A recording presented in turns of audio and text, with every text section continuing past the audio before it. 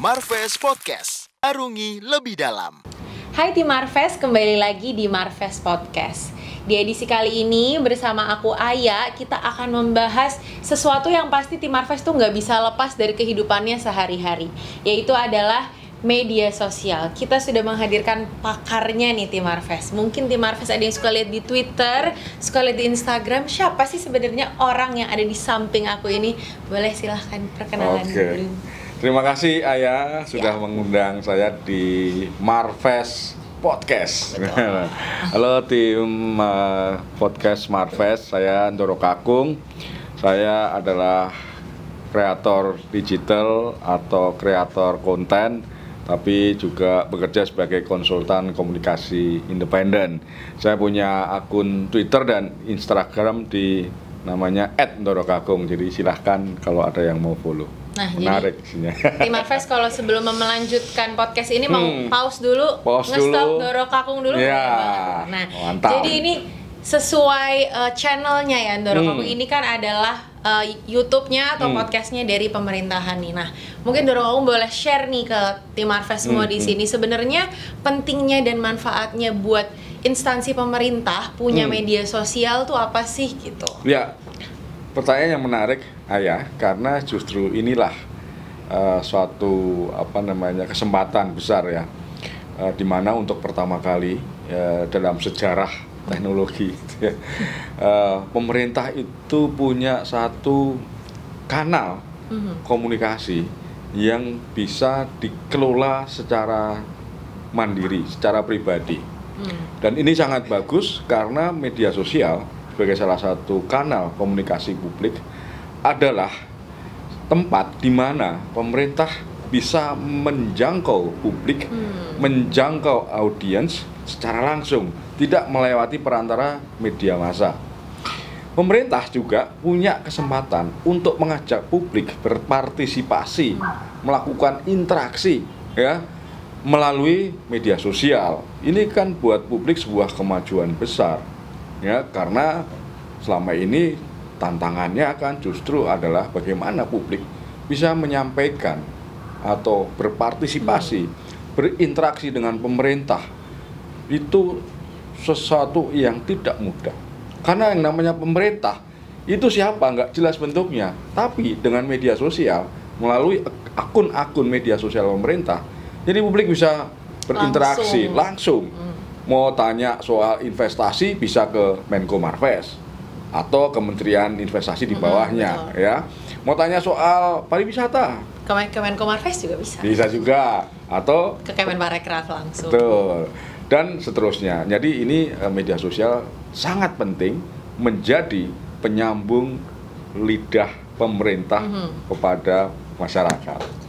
Iya, dengan kemajuan teknologi tadi juga ya Ndoro Kakung, makanya media sosial tadi yang kayak udah Ndoro Kakung bilang, kita semakin mudah nih berkomunikasi antara kita dari pemerintah dengan seluruh tim Marves yang ada di mana aja di Indonesia. Nah, tapi nih Ndoro Kakung, mungkin yang harus kita perhatikan nih, ini mungkin untuk teman-teman di sesama instansi pemerintahan adalah sebenarnya gimana sih cara kita tuh kalau dari sisi kitanya ya, dari sisi pemerintah, gimana sih kita membedakan kayak baik dari isi kontennya, terus habis itu cara penggunaannya, gimana kita membedakan itu dari kayak Instagram kita yang biasa misalkan atau Twitter kita biasa sehari-hari untuk misuh-misuh gitu, sama sebenarnya gimana cara kita mengelola itu sebagai media sosialnya dari instansi pemerintahan gitu. Ya, betul. Jadi memang yang namanya media sosial adalah satu kanal ya, yang menjadi sarana komunikasi publik pemerintah, merupakan tempat di mana pemerintah punya pesan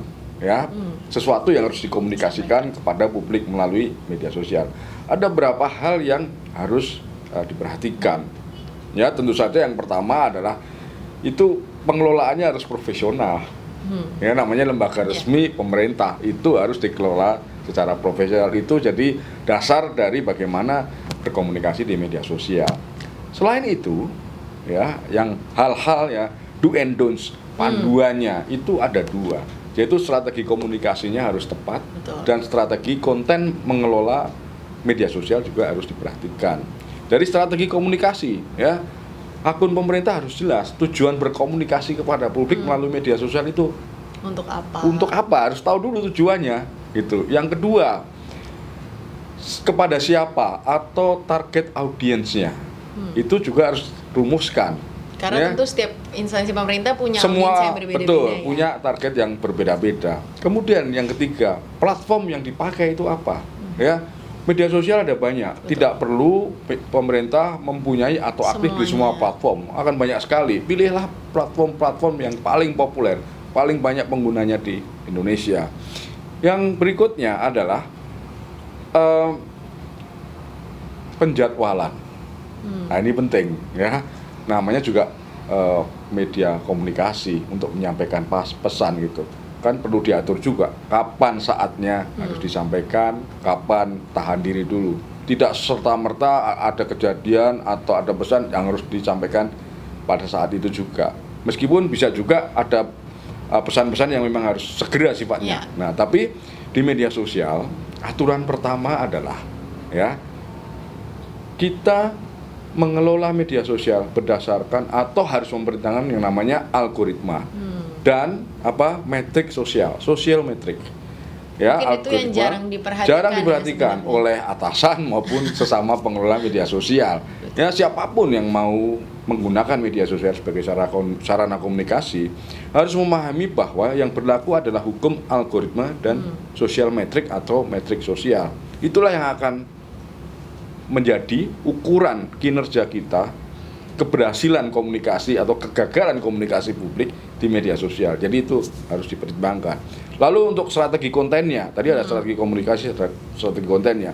Konten itu ya, kemasannya harus mudah dipahami, menghibur. Betul. Ya, media sosial itu bukan skripsi. Bukan Ngantuk ya. Iya, kalau isinya seperti skripsi, orang jadi susah mencernanya karena audiensnya kan mencari hiburan di sana dan banyak latar belakangnya beda-beda kan audiens itu, ada yang profesional, ada yang masih sekolah, ada yang masih kuliah, ada ya orang yang tidak punya pekerjaan dan seterusnya. Jadi latar belakangnya beda. Nah, tapi mereka disatukan oleh satu keinginan ya, pada umumnya orang di media sosial pengen ya, cari informasi, pengen cari hiburan. Oh iya sih, Hiburan yang syukur-syukur mengandung informasi ya, gitu ya, bukan informasi yang menghibur tapi pertama-tama nyari hiburan. Nah, oleh sebab itu kontennya harus disesuaikan dengan apa yang dibutuhkan oleh audiens. Makanya mungkin ini ya, kayak kalau sekarang bingungnya masyarakat kayak kok kontennya konten-konten di media sosial sekarang nggak ada isinya atau segala macam, karena ya kayak Dorong bilang tadi, karena yang dicari adalah hiburan atau orang pengen tahu temannya, saudaranya sedang ngapain sih. Itu gitu. Yang tricky ya buat instansi pemerintahan. Gimana sih, kita kan pasti apa yang mau kita sampaikan kan isunya mungkin berat gitu. Kalau kata orang isinya daging semua gitu. Nah, gimana sih caranya? Mungkin ini nih Dorong juga bisa bagi tips ke sesama admin sosial media pemerintahan nih, kayak gimana sih caranya kita bisa merubah informasi-informasi yang mungkin tadi sulit untuk bisa dicerna dengan mudah sama masyarakat, tapi bisa menjadi konten yang pada akhirnya menghibur juga buat mereka. Gitu. Nah, yang pertama harus diketahui, sebelum satu pesan mau disebarkan, itu orang yang menyebarkan harus tahu betul ini pesan apa sih, tentang apa. Ya, kalau yang menyebarkan nggak tahu ini pesan apa gitu ya, bagaimana menyebarkan? Ya, harus tahu betul A sampai Z-nya. Nah, kalau sudah tahu betul, dicerna betul ini tentang apa, maka akan lebih mudah menyebarkan pesan tersebut. Nah, ketika sebuah pesan akan disebarkan, harus lihat target audiensnya di mana. Di TikTok misalnya, formatnya harus seperti pengguna media sosial yang lain. Pengguna TikTok yang lain, itu kan hal-hal yang ada di sana kan video pendek. Kalau di Instagram kan lain lagi. Di Instagram apa yang sekarang populer atau disarankan oleh algoritma Instagram, satu konten-konten video pendek juga ya, ada fitur namanya Reels. Kemudian namanya carousel, jadi slide. Nah, itu dua format konten yang engagementnya paling tinggi di Instagram. Nah, jadi format konten itu juga penting untuk mengemas pesan. Itu juga menentukan kesuksesan apakah sebuah pesan akan sampai diterima masyarakat di media sosial atau tidak. Itu penting. Itu yang harus kita sesuaikan. Betul. Ya, berarti kayak mungkin kalau lihat di TikTok banyak kan isinya video-video dan narasinya kayak gitu. Karena bahkan TikTok dan Reels pun sebenarnya kayak videonya berbeda ya. Nah, ini terakhir pertanyaan terkait dari kita sisi dari pemerintahan yang didorong. Sebenarnya seberapa penting media sosial itu untuk kita, dan kayak apakah sebenarnya media sosial ini tuh sangat berpengaruh untuk si instansinya itu sendiri? Ya, satu penting ya, karena tadi itu sarana komunikasi langsung kan. Jadi itu ikut membangun, ya ini yang penting ini, bagaimana citra lembaga di mata masyarakat. Ya, memiliki akun media sosial itu punya potensi untuk meningkatkan apa? Kepercayaan, trust yang cenderung turun. Jadi kepercayaan masyarakat kepada pemerintah bisa atau berpeluang naik dengan media sosial. Kemudian transparansi. Media sosial itu kan transparan. Ya, itu membantu juga menunjukkan pada masyarakat adanya transparansi dalam pemerintah. Yang ketiga adalah kredibilitas. Ya, lembaga pemerintah yang mengelola media sosial secara kredibel, bertanggung jawab, itu mencerminkan bahwa lembaga tersebut juga kredibel pekerjaannya, tugas dan wewenangnya. Begitulah ya. Gitu. Berarti untuk sesama teman-teman admin di kementerian lembaga lainnya dan instansi pemerintah lainnya, berarti memang sekarang media sosial tuh jadi sumber utama kita untuk tadi ya membangun citra, membangun trust, dan menunjukkan sebenarnya kinerja kita tuh udah sebagus apa sih, kita udah bisa menjawab pertanyaan-pertanyaan masyarakat itu seperti apa. Nah, ini kalau dari sisi aku bukan sebagai pegawai pemerintah, tapi sebagai orang yang mau cari informasi terkait pemerintah. Sebenarnya bagaimana sih dorong kita tuh sebagai pengguna media sosial harus bersikap gitu terhadap apa yang disampaikan di media sosial, mungkin dari pemerintah atau dari kayak influencer atau dari tokoh-tokoh yang menggunakan media sosial itu sendiri gitu. Sebenarnya kita sebagai individu tuh bertingkah lakunya sebaiknya seperti apa gitu. Oke, terima kasih Ayah. Kita masuk yang namanya literasi digital. Oke. Ya, literasi digital itu ya ada 4 pilar atau 4 fokus utama. Yang pertama, satu, keterampilan digital. Jadi kemampuan menggunakan gawai, kemampuan menggunakan mesin pencari, mengenali aplikasi itu apa, laman-laman apa, dan seterusnya. Termasuk kemampuan mengolah, memilah, mendapatkan informasi di dunia massa. Yang kedua adalah etika digital. Jadi menyangkut netiquette istilahnya. Jadi etika sopan santun yang berlaku di dunia internet. Jadi orang harus menguasai etika juga. Yang ketiga adalah keamanan digital atau digital security. Semua perilaku kita ya itu bisa mengaruhi keamanan kita. Oleh sebab itu ya semua hal-hal yang menyangkut data pribadi harus dilindungi. Kenapa? Kalau misalnya kita mendaftarkan layanan, kita kan diminta masukkan password. Nah, itu harus dilindungi supaya tidak gampang diretas. Ada password, atau kata kunci, sandi, ada OTP ya, one time password, dan sebagainya gitu. Itu jadi ketika kita berperilaku, kita harus memperhatikan bahwa di media sosial itu ada yang namanya isu keamanan.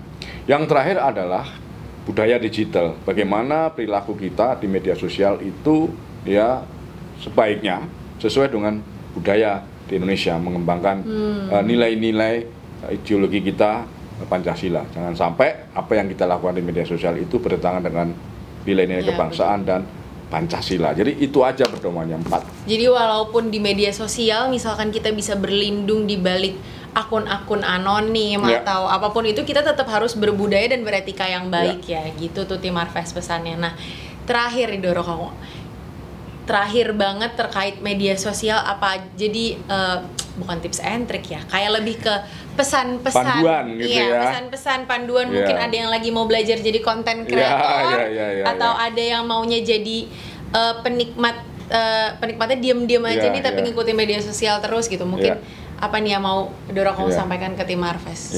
Oke, jadi Tim Marves, kalau kita sebagai individu mau beraktivitas di internet, di media sosial terutama, selalu ingat 4 hal tadi itu, ya.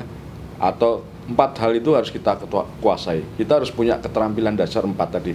Jadi keterampilan digital, etika digital, keamanan digital, dan budaya digital. Dengan menguasai 4 hal, insya Allah kita nyaman dan aman berperilaku, beraktivitas di internet dan media sosial. Itu saja pesan saya. Itu bukan hanya untuk per individu, tapi kita Semua. sebagai instansi pemerintah pun Yes. juga harus memperhatikan Betul. itu. Oke deh, Tim Marves, ini singkat, tapi pasti kalau Tim Marves dengerin dari awal sampai akhir, apalagi buat teman-teman di instansi pemerintah langsung oke, habis ini bikin konten plan, ini bikin konten yang menghibur, karena balik lagi kita sebagai instansi pemerintah tugasnya adalah memberikan informasi kepada masyarakat, dan sekarang udah semakin dipermudah dengan digital, yaitu media sosial. Terima kasih banyak Sama-sama, Ayah, dengan atas senang hati. waktunya dan atas ilmunya untuk kita. Tim Marves, sampai jumpa di episode Marves Podcast yang lainnya. Bye bye.